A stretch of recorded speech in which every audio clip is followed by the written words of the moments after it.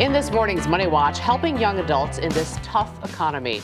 According to the Bureau of Labor Statistics, 20% of people between the age of 16 and 24 are unemployed.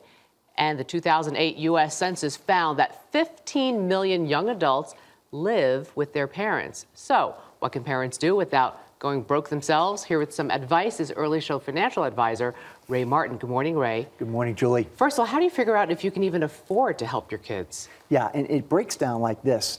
According to a recent survey, 41% of parents are providing financial support cash to their adult kids. And the amount is a surprising 10% of their income. Look, wow. If you're a parent and you're struggling yourself, you're struggling to make your mortgage payments on time, you have credit card debt, you're struggling to make the minimum payments, you haven't saved for retirement or not saving for retirement. If you're struggling, you shouldn't help your struggling child with cash. You should find other non-cash ways to help them. What about letting them move back in with you? Is that a smart idea? That's a perfect example of that. Having your adult kids move in with you is a great way to provide a once-in-a-lifetime, low-cost living arrangement. But you don't want to create a state of dependence that lasts a long time here. So to set some rules here, what you want to do is talk about, will you charge rent? How much will you charge? Will this be for an open-ended period of time or a limited period of time?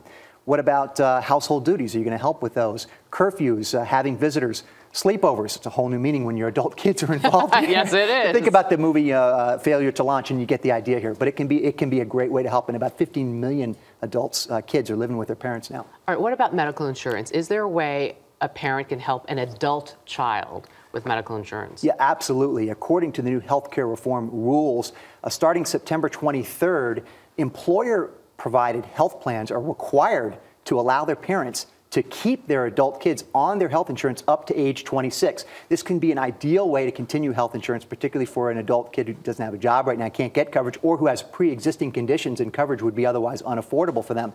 But don't always assume that's the best option. If your adult kid is very healthy, they might be able to get insurance at a lower cost than it costs to add them back to the parents' policy. So check out websites like ehealthinsurance.com, and you might be able to find health insurance for as little as $150 a month. Wow, okay. Yeah. What about credit card debt and student loans? Is it a smart idea for parents to help bail their kids out? Well, you want to resist financial bailouts. I mean, you want to help, but you don't want to enable here or create you want to create economic self-sufficiency. So instead of saying, oh, look, I'm going to pay off all your debts here, work with your adult kid to restructure their student loans, consolidate them, look at the income-based repayment option, or stretch out student loans to maybe 25 years to make the payments more affordable. Okay, and finally, if your kid doesn't have a credit card and they want one, is it a smart idea for you to co-sign for them? No. No, you don't want a parent who co-signs for their adult kid's credit card is putting their own credit history right at risk. So if that kid uses that card irresponsibly and is late on payments, it's going to reflect on the parent's credit report and credit score as well. So you don't want to do that. And you know, now kids under the age of 21 aren't allowed to get credit cards unless they have income to prove it, or they get their parents to co-sign. Parents don't co-sign here. Instead, get duplicate copies of statements of credit cards, statements for your kids, or get on their website and be able to watch their activity and help them with a debt repayment plan as well. But don't co-sign. Tough love. Ray Martin, thanks so much. You're welcome, Julie. Good advice.